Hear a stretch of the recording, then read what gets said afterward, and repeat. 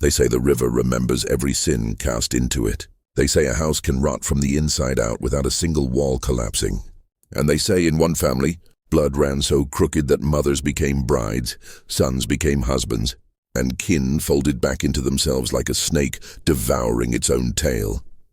This is where our story begins, on the outskirts of a river town that no map ever truly names. The house stood there, 3 stories of sagging timber, its paint peeling like old skin. It was built near the floodplain, where the earth was soft and the ground always smelled faintly of rot. Folks who passed by swore they heard crying within its walls, even when it sat empty for years at a time. But it was never truly empty. Houses like that carry the weight of lineage. The story wound its way through generations, through women who birthed children without fathers, through marriages that never left the property line, through whispers that the house won't let them out. Each tale grew darker, harder to separate from the truth.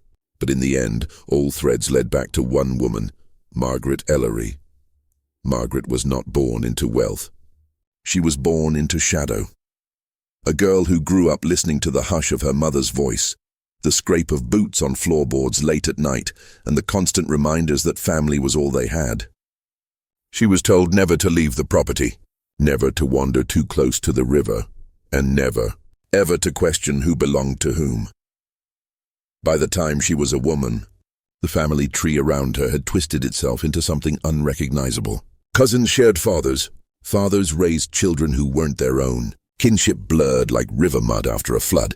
And at the center, Margaret became both victim and architect of the house's legacy. She took her cousin's father as her son, and later, in a horror that still clings to the riverbank like fog, she bound her own son as her husband. Those who dared whisper of it said Margaret's eyes were always cold, her smile lingering too long as though she knew what the river knew, that no one who entered her house left untouched. And so, the curse began to tell itself, not through superstition, not through scripture, but through flesh and vow. The Ellery family never kept records the way most families did. There were no tidy family Bibles, no church certificates framed above mantels. Their genealogy lived only in whispers, in half-remembered names, in the uneasy glances exchanged across supper tables. Outsiders who tried to untangle the lineage claimed it was like tracing a circle in water. The deeper you looked, the faster it dissolved. Still, certain names returned again and again, names that never seemed to vanish, only to repeat. Jonathan, Samuel, Ruth, Margaret. Each generation bore the same names, and with them the same sins. As though the house itself demanded repetition, Margaret Ellery was said to be different. Not beautiful in the way folks expected, but commanding, severe, her dark hair always braided so tightly it seemed to pull her skin taut. She spoke little, listened often, and carried herself with the weight of someone who knew she had been chosen for something. Neighbors noticed how the family bent around her, how elders deferred to her, how cousins and uncles seemed to circle her like moths to a lantern. It was Samuel, her cousin's father, who became the first to blur the boundary. Some called him her uncle, others said he was nearer to a brother-in-law. No one could be sure, and Margaret never clarified. She only brought him into her house, declared him her boy, and raised him under her roof, though he was near her own age. The town laughed uneasily at first, calling it eccentric, a harmless oddity. But Samuel never left. Over time, he began to answer to her as a son would, not by birth, but by command. Stranger still was what came after. Years later, Margaret bore a son named Elias. To most, he was quiet, thoughtful, with his mother's same dark eyes and hollow smile. But Margaret treated him differently. He was never spoken of as a child of her womb, but as something destined. Neighbors swore she told them Elias was born to bind the family, though no one understood what she meant. As Elias grew, Margaret's attachment deepened into something that made even her kin uneasy. She would sit with him on the porch until sunrise, her hand resting too long on his shoulder. At gatherings, she introduced him not as her son, but as her chosen one. By the time Elias came of age, Margaret announced the unthinkable, that he was to be her husband. The family, long accustomed to silence, said nothing. They did not intervene, did not question, did not speak of it in church. They only lowered their eyes, as though they feared the river itself would rise if they spoke against her. And so the Ellery family bent once more, roots folding back into themselves. Margaret had made Samuel into her son, and Elias her son into her husband. What had once been bloodlines became a closed circle, a coil that grew tighter with each generation. The mystery was not only how such unions could occur, but how they were allowed, how silence spread like a sickness until no one remembered what was wrong and what was simply Ellery tradition. The river watched. The house by its banks groaned at night, and still no one dared break the silence. The Ellery house had always been strange, but in the years after Margaret bound her son Elias as husband, something shifted. The air inside thickened, heavy with mildew and silence. Windows fogged over even in summer. Neighbors who came to call, few as they were, complained of headaches and dizziness within minutes of stepping inside. It was said the walls themselves seemed damp, as though the river's breath had soaked into the timber. Margaret and Elias lived at the center of it. Their union was not a quiet one. There was a ceremony, though no preacher stood at the altar. Instead, Margaret herself led the rite in the dining room beneath a crooked chandelier. Relatives, bound by fear or resignation, gathered along the walls. They said she wore no bridal gown, only her dark braid coiled like a crown, her eyes hollow yet shining.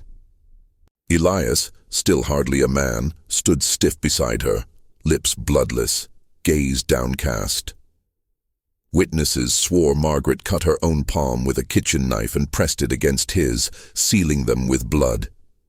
She spoke no scripture, only words of her own making. What I bore, I now bind. What I bind, I keep. Those words echoed like thunder through the wooden beams, and some whispered they felt the floorboards pulse beneath their feet. From that night on, Elias was no longer her child in word or deed. She demanded he sleep in her bed. She demanded he answer her as wife. At church, when they did attend, Margaret introduced him without hesitation. My husband. The congregation, long cowed by Ellery's silence, said nothing. They only stared into their hymnals and sang louder, drowning the wrongness in their throats. Children soon followed. 3 in quick succession, though no one ever dared record their births. Neighbors whispered about the cries they heard from the house. Cries that did not sound right, pitched too high or too low, carrying strange cadences like chants. One midwife who was brought to assist left halfway through the night and never returned, swearing she would rather die than step foot there again. She spoke of Margaret's eyes, wild and unblinking, of Elias trembling like a child though he was a father, and of the infants themselves, born with hands clenched so tightly it took force to pry them open. Those children grew quiet and strange. Their faces bore uncanny resemblance to one another, blurring the line between sibling and cousin. They rarely left the house, but when they did, their gazes unsettled even the bravest. It was said they did not blink often, that they spoke in half sentences, always watching one another before answering, as if tethered by some invisible string. And Samuel, the man Margaret had once declared her son, though he was older than her, lingered still in the house. By then he was withered, his body bent, but he remained loyal, serving like a servant. Some claimed they saw him rocking the infants, humming songs under his breath in a language no one knew. Others whispered that he dug at night along the riverbank, burying things that were never named.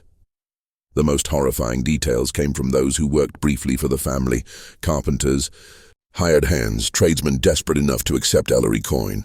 They spoke of walls etched with carvings, circles within circles, crooked crosses, words scrawled in a mixture of ash and what looked disturbingly like blood. They spoke of the smell of rot that seeped from the floorboards, though no dead vermin could be found. And always they spoke of Elias, his posture hunched, his face gaunt, as if life itself were being drained from him. One man swore he saw Margaret leading Elias by the hand through the halls, whispering into his ear with a lover's closeness, her fingers digging into his palm until it bled. Another claimed to hear Margaret's children chanting in the upstairs room, not nursery songs, but Margaret's own words from the wedding night. What I bore, I bind. What I bind, I keep. By then, the Ellery family no longer resembled a family at all, but a closed circle, feeding upon itself. Marriage, motherhood, sonship, all became the same word, the same act, the same wound reopened again and again. The house was no longer a dwelling, but a vessel, swollen with confusion, secrecy, and blasphemy. And through it all, the river swelled against its banks, as if it too strained to hold back what the Ellery bloodline had become.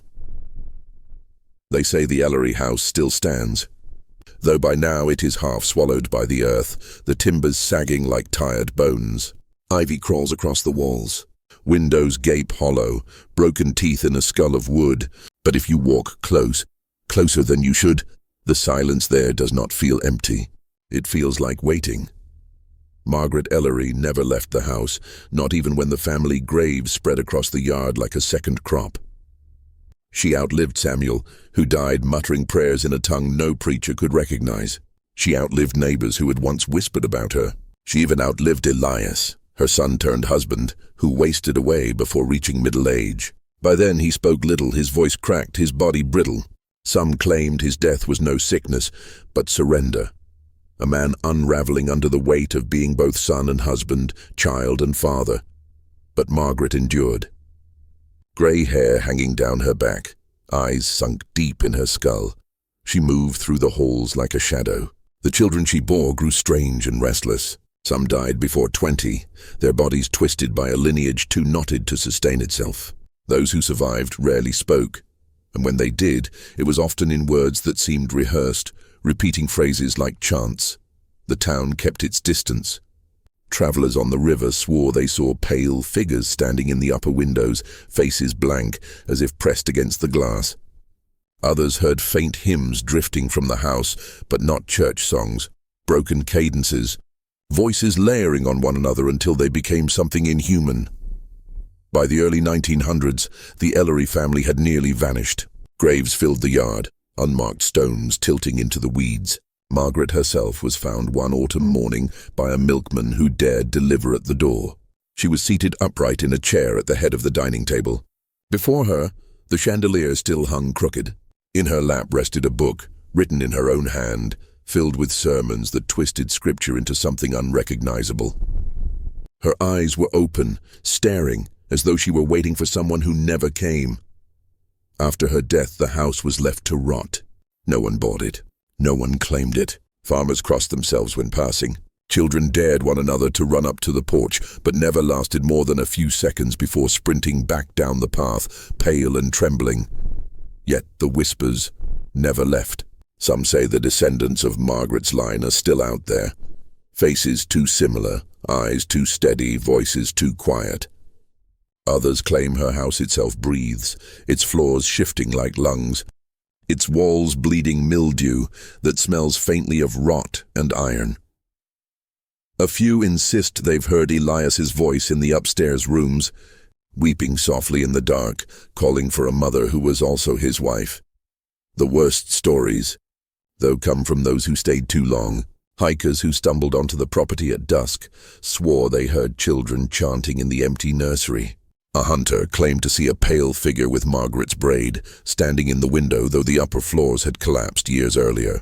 And one man, drunk, brave, or foolish, spent a night on the porch. He was found the next morning wandering the road barefoot, eyes wide, whispering the words again and again. What I bore, I bind. What I bind, I keep. No one speaks of Margaret Ellery in the valley anymore. The family name has been erased from records, scratched out of ledgers, forgotten in sermons. But silence, as it always does, keeps the story alive. Silence makes it linger, and if you ever find yourself walking the river road on a moonless night and you see a crooked house half swallowed by ivy, do not look too long into its windows. For the Ellerys are not gone. Their story is not past. The house is waiting, and what it bore it still keeps.